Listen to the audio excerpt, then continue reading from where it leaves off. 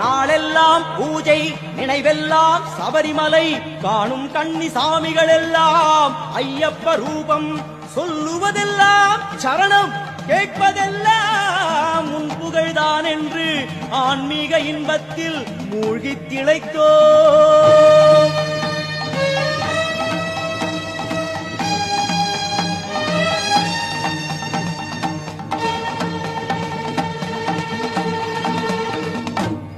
நரஜன்மம் என்னும் சம்சார கடல் நடுவே 40 நாள் கொண்ட சந்நியாசத்தீவு சலனமில்லாத ஜீவிதத்தில் பக்தி அலை வந்து நிம்மதியாய் தாளாட்டுதே.